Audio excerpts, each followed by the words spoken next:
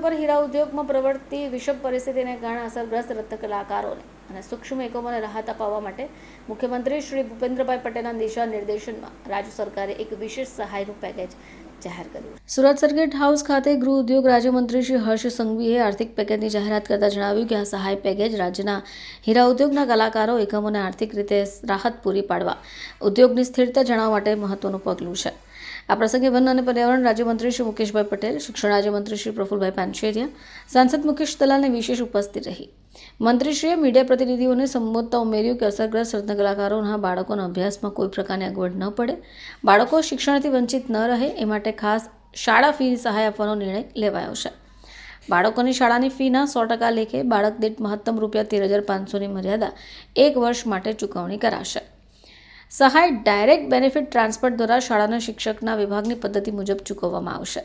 Press કોન્ફરન્સમાં mayor Daksheshbhai Mavani, ધારાસભ્ય સર્વશ્રી સંદીપભાઈ દેસાઈ, સંગીતાબેન પાટીલ, પ્રવીણભાઈ ગોગારી, મોહનભાઈ ઢોડિયા, શહેર સંગઠન પ્રમુખ શ્રી પરેશ પટેલ, પદાધિકારીઓ, ઉદ્યોગ વિભાગના અધિકારીઓ પણ હાજર રહ્યા. આજે ભારતીય જનતા પાર્ટીની ભૂપેન્દ્રભાઈ પટેલના મુખ્યમંત્રી શ્રીના માર્ગદર્શનમાં ગુજરાત સરકાર દ્વારા ગુજરાતના હીરા ઉદ્યોગ જોડે જોડાયેલા લાખો રત્ન કલાકારો, નાના કારખાનેદારો, સૌ વેપારીઓ માટે ભારતીય જનતા પાર્ટીના ચૂંટાયેલા સૌ પ્રતિનિધિઓ, સુરતના સૌ ધારાસભ્યશ્રીઓ, શહેર ભારતીય જનતા પાર્ટી સાંસદ શ્રી, અમરેલી, ભાવનગર, બનાસકાંઠા, મહેસાણા, અમદાવાદ શહેર, આ તમામ ક્ષેત્રના ચૂંટાયેલા પ્રતિનિધિઓ અને ભારતીય જનતા પાર્ટીના સૌ શહેર સંગઠનો, જિલ્લા સંગઠનો દ્વારા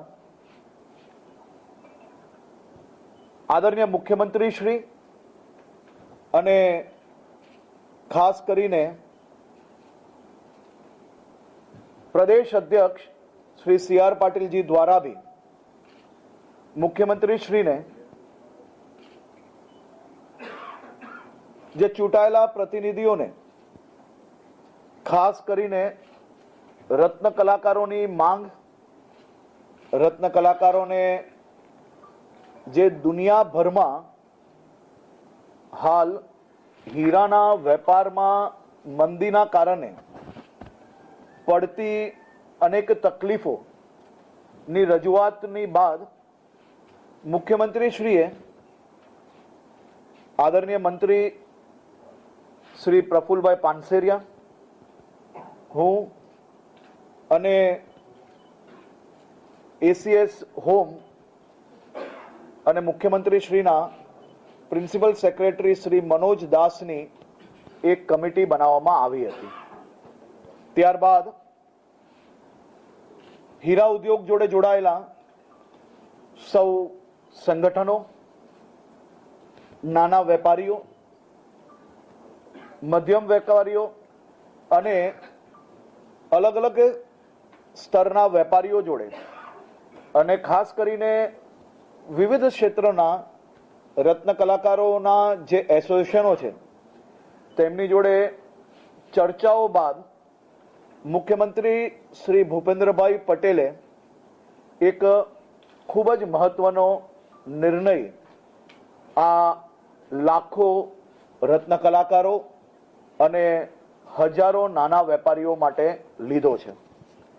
રાજ્યના હીરા ઉદ્યોગના કલાકારો અને એકમોને આર્થિક રાહત પૂરી પાડવા અને ઉદ્યોગોની સ્થિરતા જાળવવા માટે એક સહાય પેકેજ મુખ્યમંત્રી શ્રી ભૂપેન્દ્રભાઈ પટેલના માર્ગદર્શનમાં તૈયાર કરવામાં આવ્યું છે.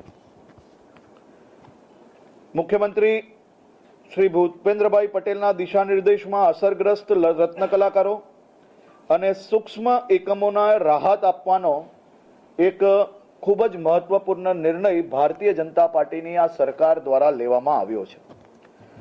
અસરગ્રસ્ત રત્ન કલાકારોના બાળકોની શિક્ષણથી વંચિત ના રહે તે માટે 1 વર્ષ માટે તેમની સાલાની ફી રાજ્ય સરકાર દ્વારા ચૂકવવામાં આવશે. હીરા ઉદ્યોગોના એકમોને ટર્મ લોનની મહત્તમ 5 લાખની મૂડી ઉપર 9% દરે 3 વર્ષ સુધી વ્યાજ સહાય તેમજ ઇલેક્ટ્રિસિટી ડ્યુટીમાં પણ 1 વર્ષ સુધી મુક્તિ આપવાનો નિર્ણય લેવામાં આવ્યો છે. આના નિયમો બનાવવામાં આવ્યા છે અને એની કમિટીઓ બી બનાવવામાં આવી છે. રત્ન કલાકારની પાત્રતા આ સહાય યોજનામાં જે 31/3/2024 પછી જેમને કામ ના મળ્યું હોય, જેને નોકરી ના મળી હોય કે જેને હીરા કારખાનામાંથી છૂટા કરેલ હોય,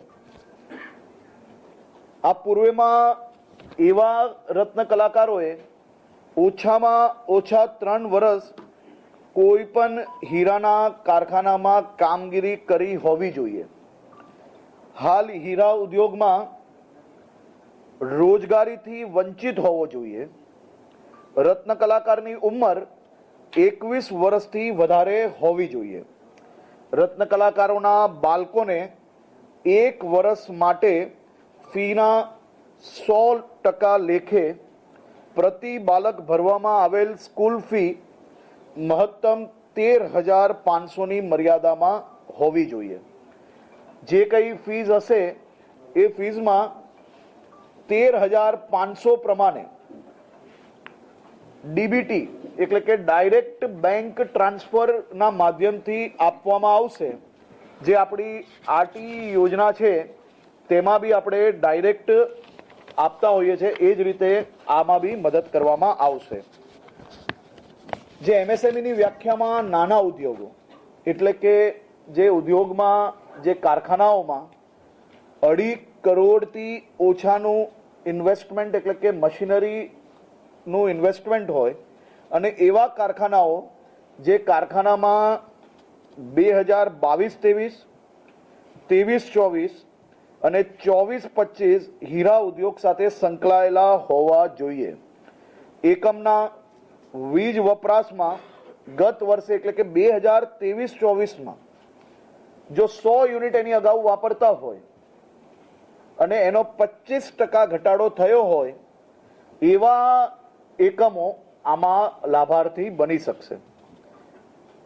એકમો 31/3/2025 પહેલા જે આપણા ઉદ્યોગ વિભાગમાં જે રજીસ્ટ્રેશન હોય એવા એકમોને આમાં લાભ મળશે.